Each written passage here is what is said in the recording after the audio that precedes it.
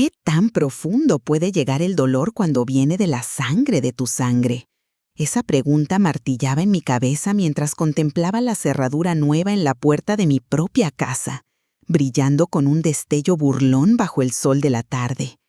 Me llamo Elena Ramírez, tengo 68 años y jamás imaginé que mi hija Patricia me daría la espalda de esta manera.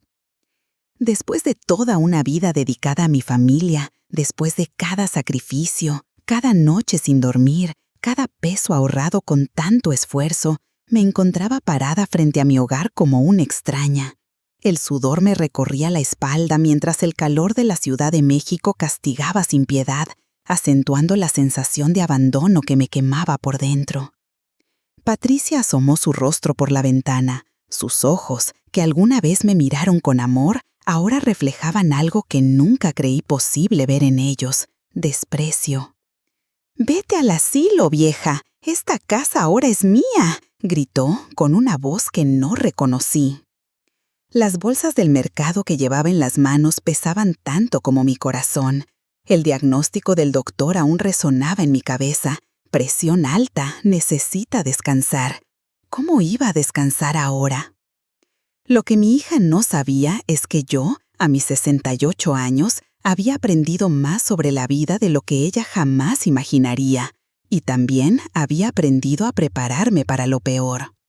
Dejé las bolsas en el suelo, respiré profundo, y luego, con la serenidad que solo dan los años, aplaudí 3 veces frente al portón. Mi vida siempre estuvo marcada por el trabajo duro. Desde niña en mi Puebla natal, aprendí a bordar y coser al lado de mi abuela. Sus manos arrugadas guiaban las mías entre hilos y telas, enseñándome no solo un oficio, sino una forma de enfrentar la vida, con paciencia, atención al detalle y la capacidad de reparar lo que se rompe. «En cada puntada va un poco de tu alma, Elenita», me decía, mientras yo, con apenas 8 años, luchaba por mantener recta la línea de mi bordado. Esas lecciones me acompañaron cuando, a los 18, llegué a la Ciudad de México con más sueños que pertenencias. Primero, trabajé en un taller de costura en La Merced, luego en una fábrica textil, y finalmente, después de años de ahorrar cada centavo, pude abrir mi propio negocio, Bordados Elena, un pequeño local en la colonia Santa María la Ribera. Fue allí donde conocí a Roberto, quien entró un día buscando quien le arreglara el uniforme de su trabajo. Su sonrisa sincera y su respeto por mi oficio me cautivaron desde el primer momento. 6 meses después nos casamos y al año nació nuestro primer hijo, Miguel. La vida nos bendijo con 3 hijos: Miguel, el mayor, ahora médico en Monterrey; Carlos, el del medio, profesor universitario en Guadalajara; y Patricia, nuestra pequeña, la luz de los ojos de Roberto. Quizás ese fue nuestro error. Roberto siempre la consintió demasiado, y yo, ocupada entre el negocio y los otros niños, no supe poner los límites necesarios. Patricia creció acostumbrada a obtener lo que quería sin esfuerzo, a que papá y mamá solucionaran todos sus problemas. Cuando Roberto falleció de un infarto hace 8 años, Patricia tenía 27 y ya mostraba señales de lo que vendría: empleos que no duraban, amistades cuestionables y una relación tóxica con el dinero. Siempre gastaba más de lo que tenía, siempre necesitaba un préstamo que nunca devolvía. Lo que nunca imaginé es que esa hija a la que tanto amábamos terminaría viéndome como un obstáculo en su camino. El negocio de bordados me dio no solo sustento económico, sino también una identidad. En un mundo donde las mujeres de mi generación a menudo quedaban relegadas al hogar, yo construí algo propio, algo que llevaba mi nombre. A mis 50 años, cuando muchas de mis amigas ya se resignaban a envejecer en silencio, yo expandí mi negocio, contraté a 2 jóvenes aprendices y comencé a vender mis diseños a tiendas del centro histórico. Roberto siempre me apoyó, aunque al principio le costó entender por qué una mujer ya mayor seguía con tantas ambiciones. «Elena, ya deberías descansar más», me decía, preocupado por mis jornadas de 12 horas. «Descansar es morir un poco, Roberto», le contestaba yo, mientras mis manos seguían moviéndose entre hilos y agujas. Esa filosofía de vida me permitió ahorrar lo suficiente para comprar nuestra casa, en la colonia Narvarte, un sueño que parecía imposible para una mujer que llegó a la ciudad con una maleta de cartón. La casa no era lujosa, pero tenía 3 recámaras, un pequeño jardín trasero donde cultivaba hierbas aromáticas y una cocina amplia donde me gustaba preparar chiles en nogada cada septiembre para celebrar el cumpleaños de Roberto. Fue esa misma casa la que con tanto esfuerzo había conseguido, la que ahora mi propia hija intentaba arrebatarme. La ironía me resultaba tan dolorosa como absurda. Patricia regresó a vivir conmigo en enero, después de que su matrimonio con Rodrigo terminara. Llegó una tarde lluviosa, con 2 maletas y los ojos hinchados de tanto llorar. «Ma, ¿me puedo quedar unos días? Rodrigo me dejó sin nada», me dijo, con esa voz quebrada que siempre me desarmaba. Claro que la recibí con los brazos abiertos. ¿Qué madre no lo haría? Le preparé su recámara, la misma que había ocupado durante su adolescencia, todavía con algunos de sus pósters antiguos en las paredes. Le cociné sus chilaquiles favoritos para el desayuno y le escuché durante horas mientras me contaba, entre lágrimas, cómo Rodrigo la había traicionado. Lo que no sabía entonces es que estaba cogiendo a quien pronto intentaría despojarme de todo. Los primeros 2 meses de convivencia con Patricia parecían transcurrir con normalidad. Ella me acompañaba al tianguis los domingos, me ayudaba a regar las plantas e incluso comenzó a mostrar interés en aprender algunos bordados básicos, algo que siempre había rechazado cuando era más joven. «Ma, tienes un don», me dijo una tarde, mientras observaba cómo yo terminaba un mantel con motivos de cempasúchil. Sus palabras me llenaron de orgullo y esperanza, pensé ingenuamente. Quizás esta crisis matrimonial la había hecho madurar, pensé ingenuamente. Sin embargo, a finales de marzo, comencé a notar pequeñas irregularidades. Primero, fueron llamadas telefónicas que Patricia atendía en susurros, alejándose hacia el jardín. Luego, documentos bancarios que desaparecían de mi cajón para reaparecer días después ligeramente descolocados. Una mañana, al revisar mi estado de cuenta en el cajero automático, sí, a mis 68 años me había adaptado a la tecnología, noté un retiro de 5,000 pesos que yo no había realizado. Cuando confronté a Patricia, ella se mostró ofendida. «Ay, mamá, ¿cómo crees que yo haría algo así? Seguro fue un error del banco», me dijo con una indignación que casi me convenció. Casi. Doña Concepción, mi vecina de toda la vida, fue la primera en alertarme. Una tarde de abril, mientras compartíamos un café en su cocina, me miró con preocupación. «Elena, perdóname que me meta donde no me llamen, pero he visto a Patricia con gente muy extraña entrando a tu casa cuando tú no estás». «¿Gente extraña?», pregunté, sintiendo un escalofrío recorrer mi espalda. «Sí, hombres de traje que parecen abogados o algo así». Y la escuché hablando por teléfono en su patio. Concepción bajó la voz. Decía algo sobre cuando la vieja ya no esté y la casa será toda mía. Quise deshacer las palabras de Concepción, atribuirlas a chismes de vecindad, pero algo en mi interior me decía que debía prestar atención. Esa noche, mientras Patricia dormía, revisé su habitación. Entre sus documentos, encontré folletos de residencias para adultos mayores y, lo más alarmante, un borrador de una carta dirigida a un juez solicitando mi declaración de incapacidad mental. Mi propia hija estaba planeando declararme incapaz para apropiarse de mi casa y mis bienes. Mayo llegó con un calor inusual para la ciudad y con una tensión en casa que podía cortarse con tijeras. Patricia ya no disimulaba su impaciencia conmigo.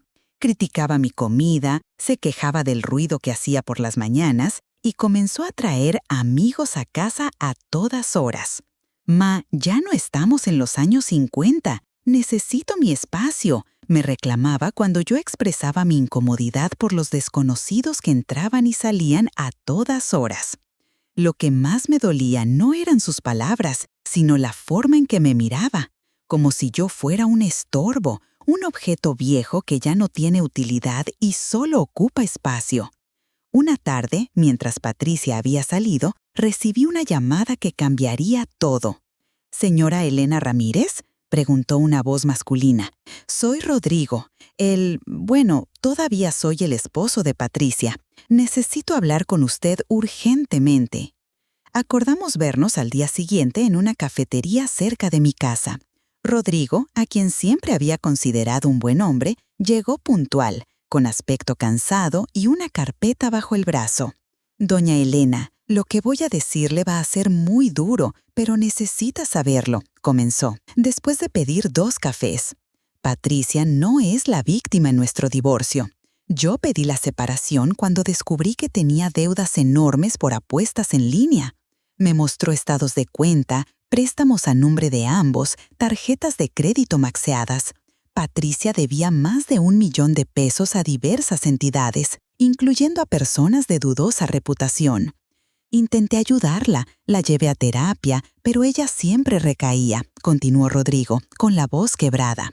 Cuando descubrí que intentó hipotecar nuestra casa a mis espaldas, tuve que ponerle un alto. Mientras Rodrigo hablaba, las piezas empezaban a encajar. Las llamadas misteriosas, los amigos que venían a casa, su repentino interés en mis documentos bancarios. Todo tenía sentido ahora. Doña Elena, tengo razones para creer que Patricia está intentando quedarse con su casa. Por favor, tenga cuidado. Salí de aquella cafetería con el corazón destrozado, pero con una claridad que no había tenido en meses. Ya no podía seguir negando la realidad. Mi propia hija, la niña que había criado con tanto amor, estaba tramando despojarme de todo. Esa noche lloré hasta quedarme sin lágrimas. Luego, con la determinación que siempre me había caracterizado, tomé una decisión. No sería una víctima, ni siquiera de mi propia hija. Si hay algo que aprendí en mis años como bordadora, es que cada puntada cuenta. Un solo hilo fuera de lugar puede arruinar todo el diseño. Y en este momento, mi vida era un bordado que necesitaba ser salvado con urgencia. A la mañana siguiente, llamé a mi hijo Miguel. Siempre había sido el más sensato de mis hijos, el que pensaba antes de actuar. «Mamá, ¿todo bien? Es raro que me llames tan temprano», me dijo, con esa voz que siempre me tranquilizaba. Le conté todo, sobre Patricia, las deudas, los documentos que había encontrado. Al principio no quería creerme, pensaba que estaba exagerando o malinterpretando las cosas. «Mamá, Patricia tiene sus defectos, pero de ahí a querer quitarte la casa», intentó defenderla.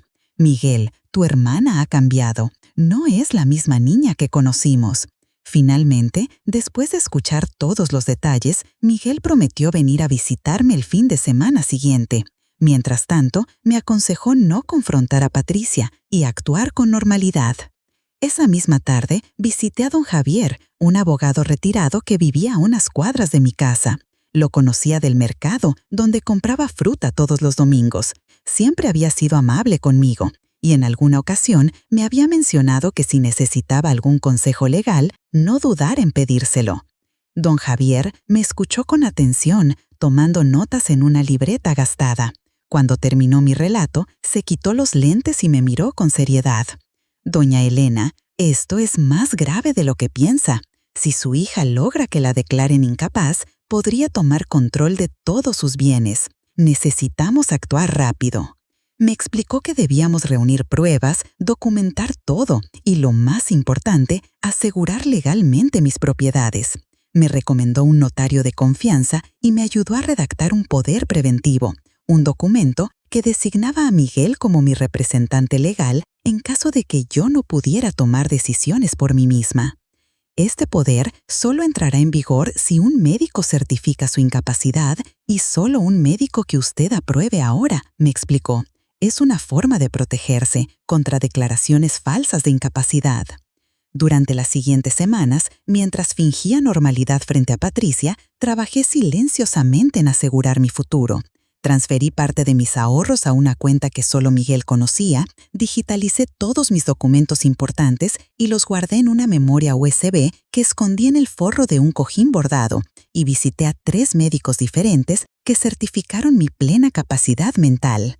Patricia, entretanto, se volvía cada vez más descuidada en sus maniobras. La escuché discutir por teléfono sobre plazos de pago que no podía cumplir. La tensión en su rostro era evidente y sus amigos comenzaron a parecer más amenazantes que sociales. Una noche, mientras cenábamos en un silencio incómodo, intenté tender un puente. Patty, si tienes problemas económicos podemos hablar. Siempre he estado para ayudarte. Su respuesta me heló la sangre. No necesito tu ayuda, mamá. Lo que necesito es que dejes de meterte en mis asuntos. Ya estás grande, deberías pensar en descansar. La palabra descansar sonó como una amenaza velada. En ese momento supe que el tiempo se agotaba. Mi hija estaba desesperada y las personas desesperadas son capaces de cualquier cosa. Junio trajo consigo no solo el inicio de las lluvias en la ciudad, sino también un descubrimiento que cambiaría el rumbo de toda esta pesadilla. Miguel, cumpliendo su promesa, vino a visitarme. Pasó el fin de semana observando a Patricia, hablando con ella, intentando entender qué había pasado con su hermana. «Mamá, tenías razón», me dijo la noche antes de regresar a Monterrey. «Algo no está bien con Patty. La forma en que te mira, cómo habla de la casa como si ya fuera suya. Tenemos que hacer algo más». Fue Miguel quien sugirió revisar los documentos originales de la casa. Quizás habría algo allí que pudiéramos usar para protegerla legalmente. Esperamos a que Patricia saliera. Últimamente pasaba mucho tiempo fuera, supuestamente buscando trabajo, y subimos al ático, donde guardaba cajas con documentos antiguos. Entre polvo y recuerdos, encontramos una carpeta amarillenta con los papeles originales de compra. Y fue entonces cuando lo vimos, un sello casi desvanecido en una de las esquinas del documento principal. Miguel lo examinó con detenimiento. «Mamá, ¿sabías que tu casa está catalogada como patrimonio histórico?» La sorpresa debió reflejarse en mi rostro, porque Miguel continuó explicándome. Nuestra colonia, Narvarte, tenía varias casas construidas en los años 40 que formaban parte de un conjunto arquitectónico protegido. La nuestra, con su fachada Art Deco y sus detalles originales, era una de ellas. «Esto cambia todo», dijo Miguel, con una sonrisa esperanzadora. Las propiedades catalogadas como patrimonio histórico tienen protecciones especiales, no pueden ser modificadas sin autorización y cualquier transacción debe ser aprobada por el Instituto Nacional de Antropología e Historia. Ese mismo día, Miguel me acompañó a Lina. Después de varias horas de trámites y explicaciones, obtuvimos un documento oficial que certificaba el estatus patrimonial de mi casa. Esto no solo aumentaba significativamente su valor, sino que también creaba una barrera legal adicional contra cualquier intento de Patricia de apropiarse de ella fraudulentamente. Además, descubrimos que el gobierno de la Ciudad de México tenía un programa de restauración para casas catalogadas que podría cubrir hasta el 70% de los costos de mantenimiento. Era como si, después de tantas malas noticias, finalmente la suerte comenzara a sonreírnos.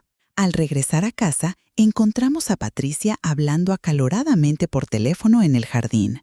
Al vernos, colgó abruptamente. «¿Dónde estaban?», preguntó, con una mezcla de sospecha y nerviosismo. «Fuimos a comer carnitas», mintió Miguel con naturalidad. «Te hubiera invitado, pero dijiste que tenías una entrevista de trabajo». Esa noche, mientras Patricia dormía, Miguel y yo planificamos los siguientes pasos.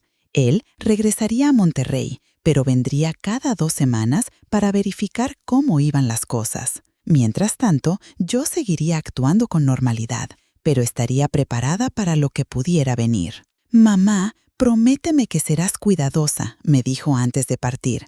«Patricia está desesperada y la gente desesperada puede ser peligrosa». No sabía cuánta razón tenía. Julio transcurrió en un extraño limbo de tensión contenida. Patricia parecía más tranquila, casi amable. Me ayudaba con las compras, preparaba la comida ocasionalmente e incluso comenzó a hablar sobre buscar su propio departamento. «Estoy pensando en independizarme, mamá», me dijo un domingo mientras desayunábamos. «Quizás sea hora de empezar de nuevo». Una parte de mí quería creerle.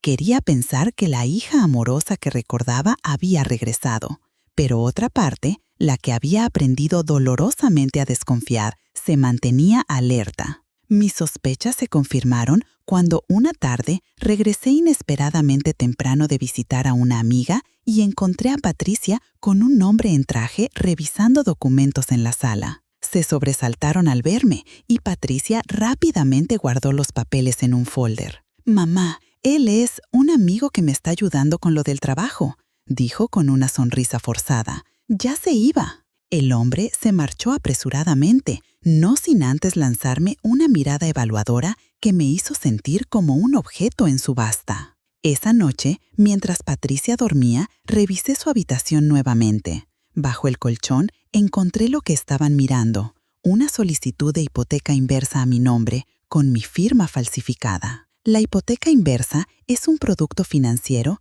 que permite a personas mayores obtener dinero a cambio de la propiedad de su vivienda, manteniendo el derecho a vivir en ella hasta su fallecimiento. Era un plan astuto. Con una hipoteca inversa, Patricia podría obtener una suma considerable de dinero para pagar sus deudas, mientras que yo podría seguir viviendo en la casa. Pero a mi muerte, la propiedad pasaría al banco, no a mis herederos. Miguel y Carlos perderían su parte de la herencia, y yo perdería la posibilidad de dejarles algo por lo que había trabajado toda mi vida. Llamé a don Javier inmediatamente. Me confirmó lo que ya sospechaba. La falsificación de firmas para obtener una hipoteca es un delito grave. Tenía pruebas suficientes para denunciar a Patricia, pero ¿cómo podría hacer eso a mi propia hija? El dilema me mantuvo despierta toda la noche.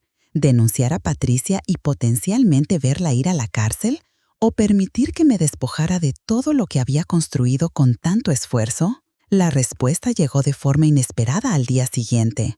Estaba en mi pequeño jardín tendiendo ropa cuando escuché a Patricia discutir violentamente por teléfono. «Les dije que necesito más tiempo», gritaba. «La casa vale más de lo que les debo, pero tengo que hacer las cosas bien o lo perderé todo». Una pausa. «No, no pueden venir aquí. Mi madre aún no sabe nada». Sí, entiendo las consecuencias». Otra pausa, más larga. «2 semanas es muy poco tiempo». «Está bien, lo haré. Para el 1 de agosto tendrán su dinero o la escritura de la casa. Lo prometo». El 1 de agosto tenía una fecha límite.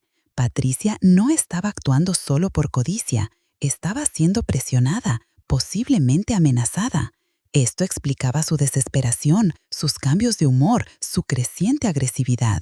Esa misma tarde llamé a Miguel y le conté lo que había escuchado. Decidimos acelerar nuestro plan. Miguel vendría el fin de semana y juntos iríamos con un notario para asegurar que pasara lo que pasara, la casa quedaría protegida. Mientras tanto, comencé a guardar mis objetos más preciados en casa de doña Concepción. Fotografías familiares, documentos importantes, algunas joyas que me había dejado mi madre. Si Patricia planeaba algo drástico, al menos no perdería todo. Los días siguientes transcurrieron en una calma tensa. Patricia parecía distraída, constantemente revisando su teléfono, saltando cada vez que sonaba el timbre. Una tarde la encontré llorando en su habitación, pero cuando intenté consolarla, me rechazó con brusquedad. «Déjame en paz, mamá. No necesito tu lástima». A finales de julio, Patricia perdió su trabajo. Según ella, la empresa estaba haciendo recortes, pero sospechaba que había algo más. Con cada día que pasaba, su desesperación se hacía más palpable, y yo sentía que estábamos acercándonos a un punto sin retorno. El 28 de julio tuve mi cita con el médico para mi chequeo mensual. Salí temprano, dejando a Patricia dormida. Lo que no sabía es que ese día, mientras yo recibía la noticia de que mi presión arterial estaba estabilizándose, mi hija tomaba la decisión que cambiaría nuestras vidas para siempre. Cuando regresé de mi cita médica, encontré la casa cerrada con una cerradura que no reconocía. Mi llave no entraba en la nueva ranura, brillante y burlona bajo el sol de la tarde. Las bolsas del mercado pesaban en mis brazos mientras intentaba entender lo que estaba sucediendo. Toqué el timbre 1, 2, 3 veces. Finalmente, la ventana del segundo piso se abrió y apareció Patricia. «¿Qué quieres?», preguntó, con frialdad, como si yo fuera una vendedora ambulante y no su madre. «Patricia, ¿qué significa esto? No puedo entrar a mi casa», respondí intentando mantener la calma. Esta ya no es tu casa, vieja. Es mía ahora. Tengo los papeles que lo prueban. ¿De qué estás hablando? Esta casa la compré yo con mi trabajo. Está a mi nombre. Patricia soltó una risa despreciable que me heló la sangre. Eso era antes. Ahora tengo un documento que dice que me la cediste voluntariamente. Tu firma está ahí, muy clara. Sabes que eso es falso, Patricia. Nunca firmé tal cosa. Pruébalo, me desafió. A ver quién le cree a un juez, si a una anciana con problemas de memoria o a una hija preocupada que solo quiere cuidar el patrimonio familiar. La crueldad en sus palabras me dejó sin aliento. Esta no era mi Patricia, la niña que solía treparse a mi regazo pidiendo que le contara cuentos. Esta era una extraña con el rostro de mi hija. Patricia, por favor, hablemos. Sea lo que sea que te esté pasando, podemos solucionarlo juntas. Intenté una última vez. «Vete a un asilo, vieja. Esta casa es mía ahora», gritó y cerró la ventana de un golpe.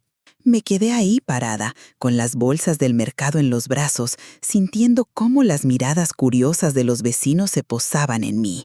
La vergüenza y el dolor se mezclaban en mi pecho, amenazando con ahogarme. Pero entonces recordé todo lo que había pasado en los últimos meses. Recordé los documentos que había asegurado, las precauciones que había tomado. Recordé que no estaba sola, que tenía aliados.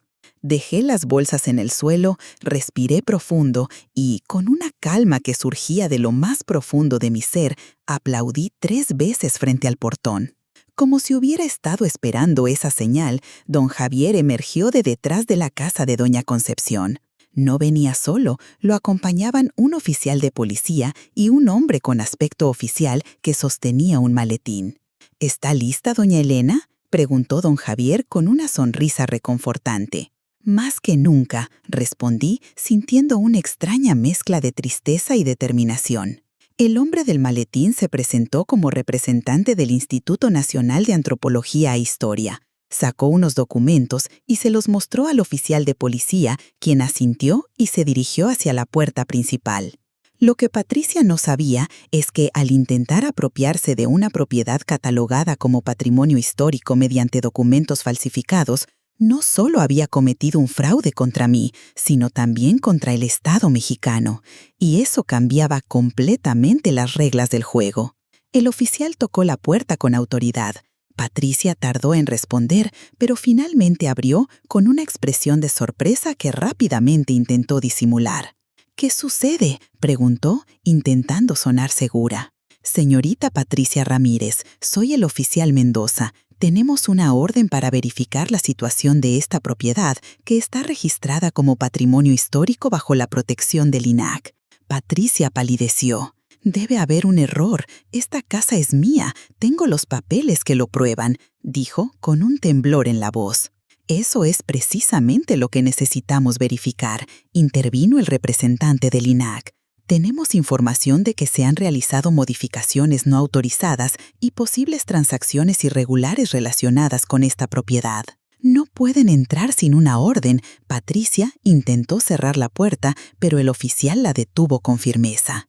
«Tenemos una orden, señorita», dijo, mostrándole un documento oficial, «y le sugiero que coopere o las consecuencias podrían ser más graves». Patricia me miró entonces, y por primera vez en meses vi miedo en sus ojos. No era el miedo de quien ha sido descubierto, sino el terror de quien está atrapado y no ve salida. «Mamá, no entiendes», comenzó, pero la interrumpí con una calma que ni yo misma sabía que poseía. «Entiendo más de lo que crees, hija. Sé sobre tus deudas, sobre las personas que te están presionando. Sé sobre los documentos falsificados, la hipoteca inversa, todo». Su rostro se descompuso. «¿Cómo?». «Porque soy tu madre, Patricia. Te conozco desde antes que nacieras. Y porque, aunque lo hayas olvidado, no soy una anciana inútil a la que puedes hacer a un lado cuando te resulta conveniente». El oficial y el representante del INAH entraron a la casa, seguidos por don Javier. Yo me quedé un momento afuera, intentando procesar lo que estaba sucediendo. Parte de mí quería correr, alejarse de todo este dolor, pero otra parte, la más fuerte, sabía que tenía que enfrentar esto hasta el final. Cuando finalmente entré, encontré a Patricia sentada en el sofá con la cabeza entre las manos. Los documentos falsificados estaban sobre la mesa de centro junto con otros papeles que confirmaban mis sospechas. Cartas de cobranza, amenazas veladas, incluso una nota manuscrita detallando cómo debía proceder para convencer a su madre de ceder la propiedad. «Señora Ramírez», dijo el oficial, «estos documentos son evidencia clara de un intento de fraude. Su hija podría enfrentar cargos graves». Patricia levantó la mirada, con lágrimas rodando por sus mejillas. «Mamá, por favor, no entiendes lo que me harán. Me amenazaron, dijeron que...»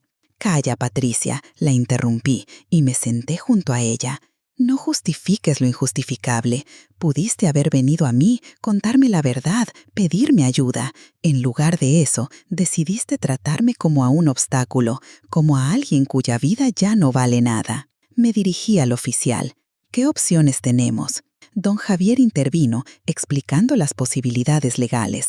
Patricia podría enfrentar cargos por falsificación de documentos, intento de fraude y posiblemente extorsión. O podríamos llegar a un acuerdo familiar siempre y cuando se devolvieran todos los documentos falsificados y se establecieran medidas para prevenir futuros intentos similares. Miré a mi hija, reducida ahora a una versión vulnerable y asustada de sí misma. A pesar de todo lo que había hecho, seguía siendo mi hija. La niña que alguna vez sostuvo mi mano mientras cruzábamos la calle, la adolescente que me abrazó llorando cuando su primer novio la dejó, la mujer que me trajo flores el día que cerré definitivamente mi taller de bordado. «Quiero hablar con mi hija a solas», pedí. Cuando todos salieron al jardín, me senté frente a Patricia. «Dime la verdad, toda la verdad, es tu última oportunidad». Y así, entre lágrimas y sollozos entrecortados, Patricia finalmente me contó todo. Cómo había comenzado a apostar en línea para escapar de un matrimonio que la aburría, cómo las deudas se habían acumulado hasta volver inmanejables, cómo un prestamista le había sugerido usar la casa de su madre como garantía, asegurándole que era perfectamente legal y que, de todas formas, la vieja no vivía muchos años más. Cada palabra era como una puñalada, pero me mantuve firme. Cuando terminó su confesión, respiré profundo. «Patricia, lo que has hecho es imperdonable. Traicionaste mi confianza, intentaste robarme lo que construí con tanto esfuerzo, y lo peor, me trataste como si mi vida ya no tuviera valor». Ella bajó la mirada, incapaz de sostener la mía. «Sin embargo», continué, «sigo siendo tu madre, y a pesar de todo, te amo. No te denunciaré, con una condición». «Lo que sea, mamá», murmuró. «Vas a entrar a rehabilitación para tu adicción al juego. Vas a conseguir un trabajo honesto y comenzar a pagar tus deudas. Y lo más importante, vas a aprender a valerte por ti misma, sin aprovecharte de nadie más». Patricia me miró con incredulidad. «¿No me denunciarás después de todo lo que hice?» «No, no lo haré, pero tampoco te permitiré quedarte en esta casa. Ya no confío en ti y necesitarás ganarte nuevamente mi respeto y mi confianza». «¿Dónde iré?» «Rodrigo me contó que tienen un departamento pequeño que compraron como inversión. Él está dispuesto a dejarte vivir allí mientras te recuperas, siempre y cuando cumplas con el tratamiento». Patricia pareció sorprendida al escuchar el nombre de su exmarido. «¿Hablaste con Rodrigo?» «Él vino a mí preocupado por lo que podrías hacer. A pesar de todo, todavía se preocupa por ti». Una nueva ola de lágrimas inundó los ojos de Patricia, pero éstas parecían diferentes. No eran lágrimas de miedo o manipulación, sino de genuino arrepentimiento. «Lo siento tanto, mamá. No sé en qué me convertí». «Yo tampoco lo sé, hija, pero espero que encuentres el camino de regreso a ti misma». Las semanas siguientes fueron un torbellino de emociones y decisiones difíciles. Patricia, bajo la supervisión de Miguel, que vino especialmente desde Monterrey, entró a un centro de rehabilitación para tratar su adicción al juego. Los prestamistas que la amenazaban fueron reportados a las autoridades, aunque sabíamos que recuperar el dinero sería prácticamente imposible. Rodrigo, mostrando una generosidad que no esperaba, no solo permitió que Patricia usara el departamento de inversión cuando saliera de rehabilitación, sino que también se ofreció a ayudarla a encontrar trabajo en la empresa de un amigo suyo. Doña Elena, me dijo una tarde mientras tomábamos café en mi cocina, a pesar de todo, Patricia sigue siendo la madre de nuestros futuros hijos. Quiero que esté bien, por ella y por la familia que algún día formaremos. Sus palabras me sorprendieron. ¿Todavía la amas después de todo lo que pasó? Rodrigo sonrió con tristeza. El amor es complicado, ¿no cree? Sé que Patricia necesita sanar antes de que podamos siquiera hablar de reconciliación, pero sí, en el fondo, sigo amándola. Esa conversación me hizo reflexionar sobre mi propio camino hacia el perdón. ¿Podría algún día volver a confiar en Patricia? ¿Podríamos reconstruir nuestra relación después de una traición tan profunda? Miguel y Carlos, mis otros hijos, reaccionaron de manera diferente a toda la situación. Miguel, siempre práctico, se centró en asegurar legalmente la casa y mis finanzas para que algo así no pudiera volver a ocurrir. Carlos, más emocional, quería cortar todos los lazos con Patricia, considerando imperdonable lo que había hecho. «Mamá, no puedes simplemente actuar como si nada hubiera pasado. Te habría dejado en la calle sin pensarlo 2 veces». «Lo sé, hijo, pero el rencor solo envenena a quien lo carga. No la estoy perdonando todavía, solo le estoy dando la oportunidad de ganarse nuevamente mi confianza». Mientras tanto, la casa que casi había perdido adquirió un nuevo significado para mí. El representante del INAH me ayudó a solicitar el programa de restauración gubernamental y pronto comenzaron los trabajos para devolverle su esplendor original. Descubrimos detalles arquitectónicos que habían estado ocultos bajo capas de pintura, molduras originales que habían sido cubiertas durante renovaciones anteriores y hasta un pequeño vitral en el tragaluz que nadie había notado. Cada descubrimiento era como desenterrar una parte de la historia, no solo de la casa, sino también de mi propia vida. Las capas de pintura eran como las capas de experiencias que había acumulado, algunas hermosas, otras dolorosas, pero todas parte de quién era. Una tarde, mientras supervisaba la restauración del piso original de mosaico, doña Concepción vino a visitarme. «Elena, te veo diferente», me dijo, mientras compartíamos un té de canela en el jardín. «Más fuerte, más, no sé, más tú». Reflexioné sobre sus palabras. «¿Sabes, Concha? Toda esta situación me hizo darme cuenta de algo importante. Durante años me definí principalmente como madre, como la persona que estaba ahí para sus hijos. Olvidé que también soy Elena, una mujer con valor propio, independientemente de lo que hagan o piensen mis hijos». «Nunca es tarde para recordarlo», sonrió mi amiga. Y tenía razón. A mis 68 años estaba redescubriendo partes de mí misma que había dejado de lado. Volví a tomar clases de bordado, pero esta vez no para hacer manteles o servilletas, sino arte textil que expresaba mis emociones y experiencias. Comencé a salir más, a socializar con otras mujeres de mi edad, a disfrutar de mi tiempo sin sentirme culpable por no estar dedicándolo a mi familia. Lo más sorprendente fue cuando don Javier, el abogado que me había ayudado tanto, me invitó a cenar para celebrar nuestra victoria. Acepté, no sin antes sentir un cosquilleo de nervios que no experimentaba desde hacía décadas. La vida, como siempre, demostraba ser impredecible y llena de sorpresas. Una mañana de septiembre recibí una llamada del centro de rehabilitación. Patricia había completado su programa inicial y los terapeutas consideraban que estaba lista para comenzar la fase ambulatoria de su tratamiento. Me preguntaban si estaría dispuesta a participar en una sesión familiar como parte de su proceso de recuperación. Sentí un nudo en el estómago.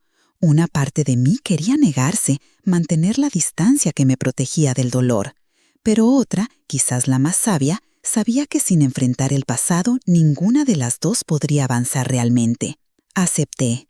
El centro estaba ubicado en las afueras de la ciudad, en un edificio sereno rodeado de jardines. Cuando entré a la sala de terapia familiar, Patricia ya estaba allí, sentada junto a una mujer de mediana edad que se presentó como la doctora Guzmán.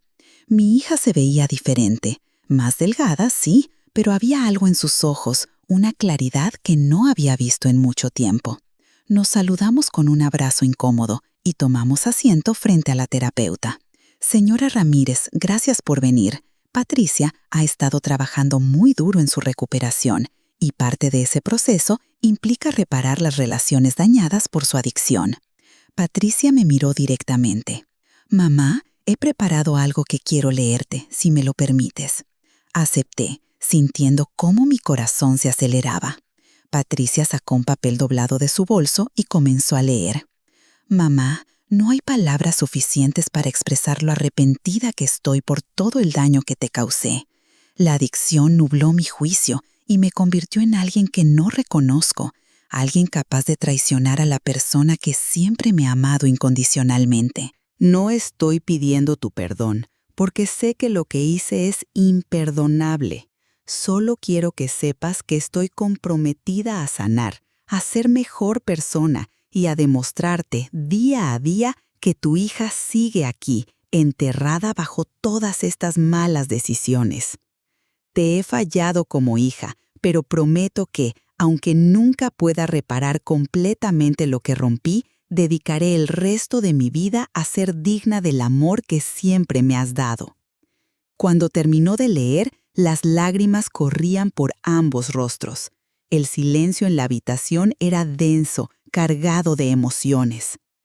Patricia, dije finalmente, cuando eras pequeña y te caías, siempre te decía que lo importante no era la caída, sino levantarse después. Te has caído muy fuerte esta vez, pero verte intentando levantarte, eso significa mucho para mí. La doctora Guzmán nos guió entonces a través de una conversación difícil pero necesaria. Patricia habló sobre cómo su adicción había comenzado como una forma de escape de un matrimonio que se había vuelto rutinario, de una sensación constante de no ser suficiente. Yo compartí mi dolor, mi sensación de traición, pero también reconocí que quizás había estado demasiado ocupada siendo madre para ver realmente lo que estaba pasando con mi hija. Las adicciones no justifican las acciones, pero ayudan a entenderlas, explicó la doctora. Patricia no estaba actuando como ella misma, sino bajo el control de una enfermedad que distorsiona los valores y prioridades.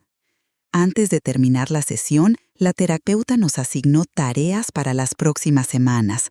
Patricia continuaría su tratamiento ambulatorio y comenzaría a trabajar medio tiempo en una cafetería cerca del departamento de Rodrigo.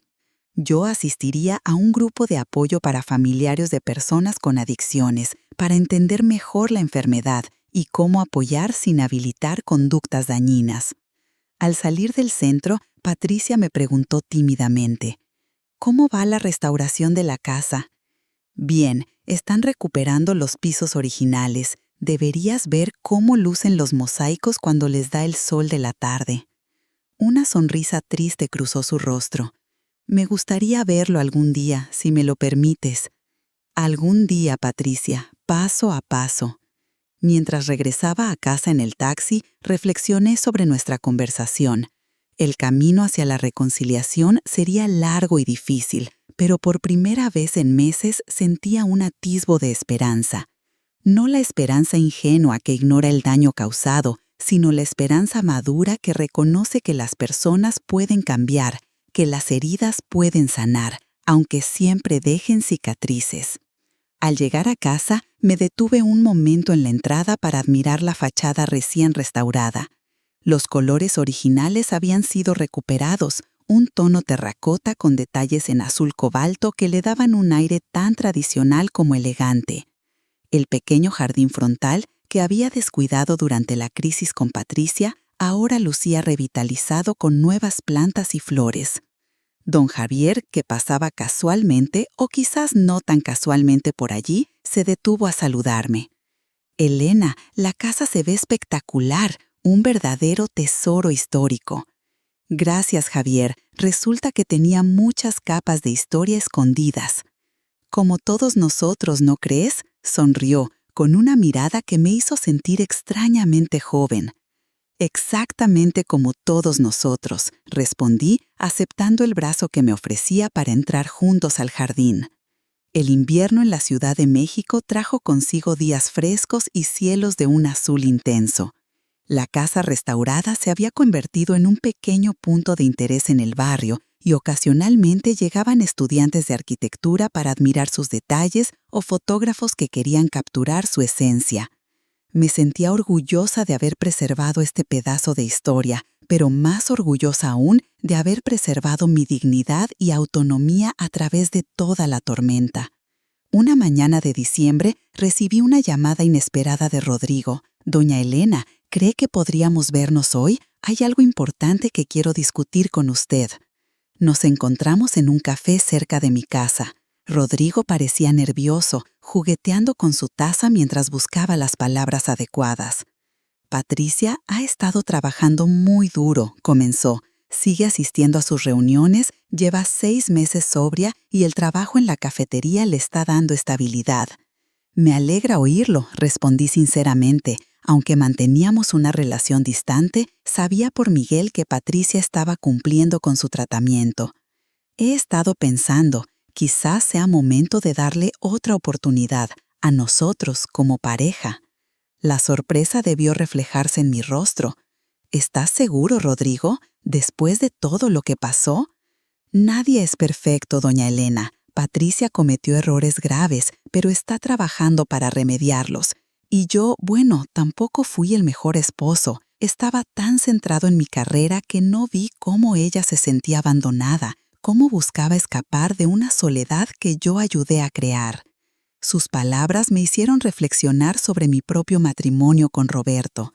Nosotros también habíamos pasado por momentos difíciles, momentos en que la comunicación se rompía, en que cada uno buscaba consuelo en cosas diferentes. Él en su trabajo, yo en mi taller de bordado. Pero siempre encontramos el camino de regreso el uno al otro. Si ambos están dispuestos a trabajar en su relación con honestidad y respeto mutuo, creo que merecen esa segunda oportunidad. Le dije finalmente. Rodrigo pareció aliviado. «Hay algo más», añadió. «Patricia cumple años la próxima semana. Pensaba organizarle una pequeña cena, algo íntimo, solo familia cercana. Me preguntaba si querría asistir», completé su pregunta. «Sí, significaría mucho para ella, y para mí también». Respiré profundo. Durante meses había mantenido una distancia protectora con Patricia. Nuestras interacciones se limitaban a breves llamadas telefónicas y mensajes ocasionales. La idea de vernos cara a cara en un contexto familiar me generaba ansiedad, pero también sabía que eventualmente tendríamos que dar ese paso. «Está bien», acepté, «pero preferiría que fuera en un restaurante, no en mi casa. Aún no estoy lista para eso». «Por supuesto, lo entiendo perfectamente». La noche de la cena llegó más rápido de lo que esperaba.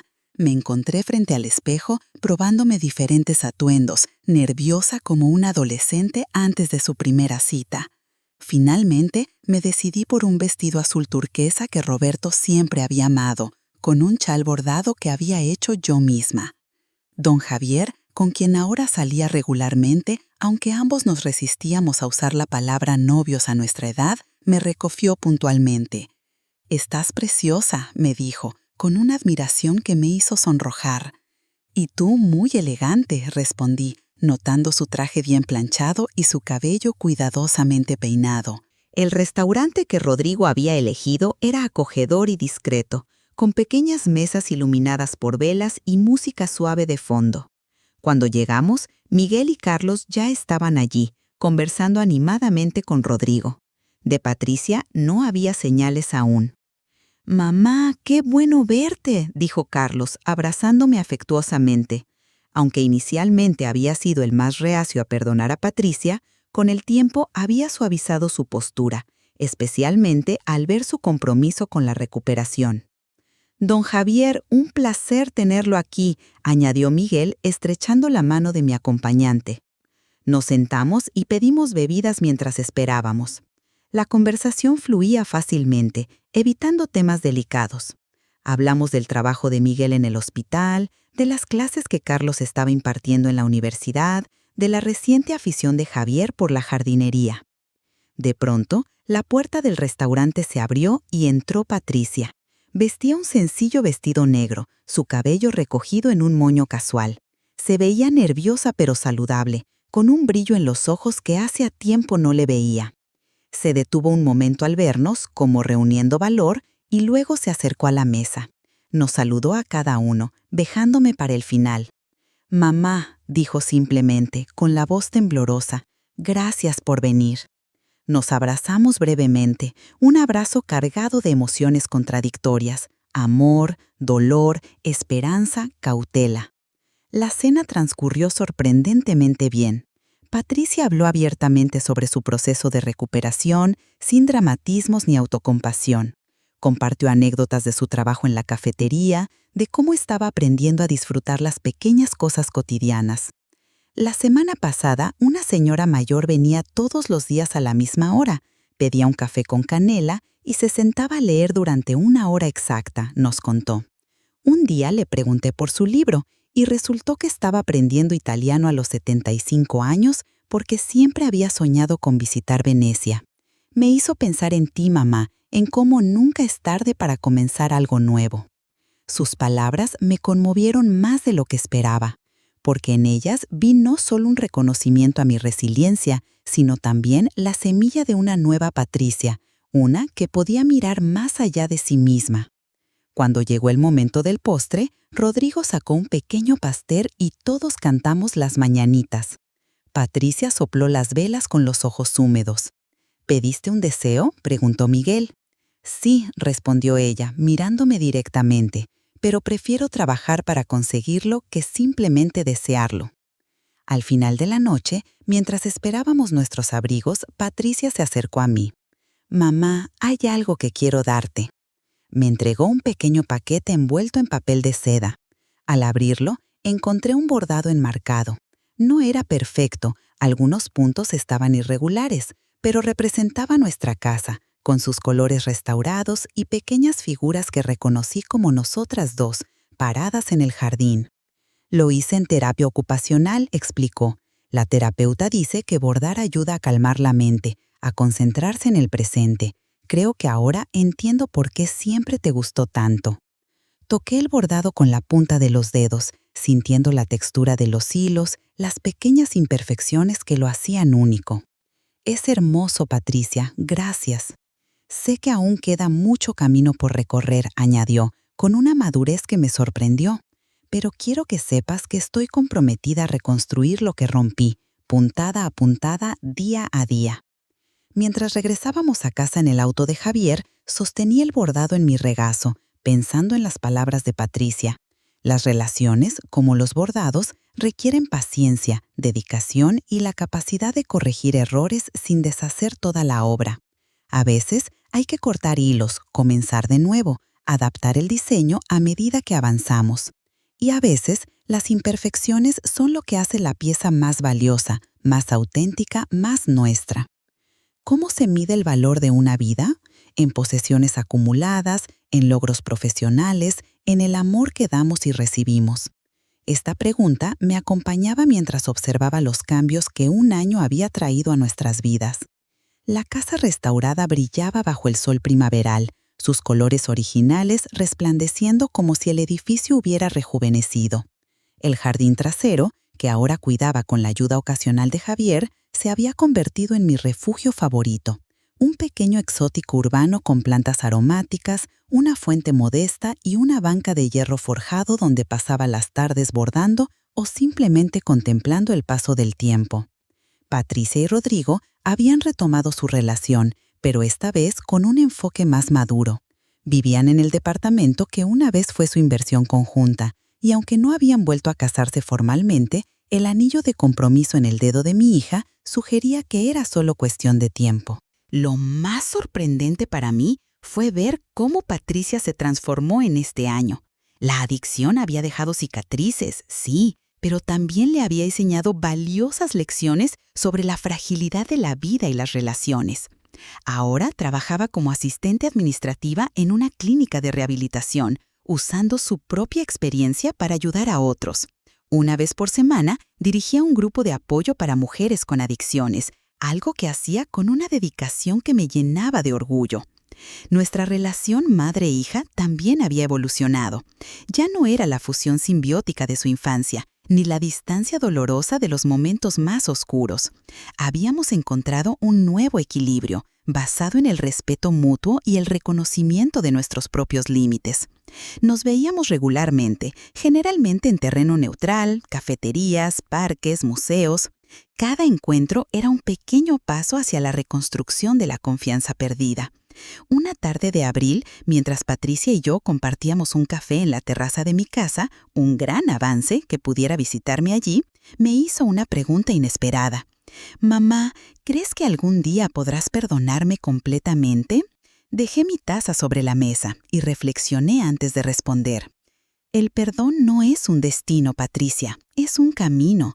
Cada día perdono un poco más y cada día recuerdo un poco menos el dolor. Pero la confianza es como un jarrón roto y pegado de nuevo. Puede volver a contener agua, pero las grietas siempre serán visibles. Ella asintió con una madurez que me seguía sorprendiendo. Lo entiendo y lo acepto. Solo quiero que sepas que estoy agradecida por esta segunda oportunidad y que no la desperdiciaré. Esa noche, después de que Patricia se marchara, Javier vino a cenar. Nuestra relación había florecido lentamente, con la cautela propia de quienes han vivido lo suficiente para valorar la paz y la compañía sincera. No vivíamos juntos, ni teníamos planes de hacerlo, pero nuestras vidas se habían entrelazado de una forma que me brindaba tanto independencia como compañía. «¿Sabes qué día es hoy?», me preguntó mientras servía la cena. «Martes», respondí, distraída. «No, hoy hace exactamente un año que viniste a mi despacho buscando ayuda legal. Un año desde que comenzó todo». Me detuve, sorprendida por la precisión de su memoria. «Tienes razón. Un año desde el principio del fin y del comienzo de algo nuevo». «¿Y qué has aprendido en este año, Elena Ramírez?», preguntó, con esa sonrisa que siempre me hacía sentir comprendida. Me senté frente a él pensando en su pregunta. «He aprendido que la vida no termina a los 60, ni a los 70, ni quizás nunca mientras sigamos respirando y sintiendo. He aprendido que somos más fuertes de lo que creemos, pero también más frágiles. Que nuestros hijos son personas separadas de nosotros, con sus propias luchas y demonios. Que el perdón es un regalo que nos damos a nosotros mismos tanto como a los demás». Javier tomó mi mano sobre la mesa. «Y yo he aprendido que nunca es tarde para enamorarse de nuevo», dijo con una sencillez que me conmovió. En ese momento, sentada en mi cocina que olía a canela y café recién hecho, con mi mano entre las de este hombre que había llegado inesperadamente a mi vida, sentí una profunda gratitud. No por haber recuperado mi casa, ni por haber enfrentado con éxito la traición de Patricia, sino por haber redescubierto mi propio valor. Porque esa había sido, quizás, la lección más importante de toda esta odisea. Aprender que yo, Elena Ramírez, a mis 69 años, seguía siendo una mujer completa, valiosa y digna. No solo la madre de alguien, no solo la viuda de Roberto, no solo la bordadora o la dueña de una casa histórica. Una mujer con derecho a trazar su propio camino, a establecer sus límites, a exigir respeto. Una mujer que, como la casa que había protegido con tanta fiereza, tenía muchas capas por descubrir, muchos rincones inexplorados, mucha belleza aún por revelar. Y mientras el sol se ponía sobre la Ciudad de México, tiñendo el cielo de naranja y rosa, supe con certeza que esta no era la última página de mi historia, sino apenas el comienzo de un nuevo capítulo. Un capítulo donde yo sostenía la pluma, donde yo decidía qué hilos usar, qué puntadas dar, qué diseño crear. Un capítulo donde finalmente me reconocía no solo como la tejedora de la historia, sino como su protagonista.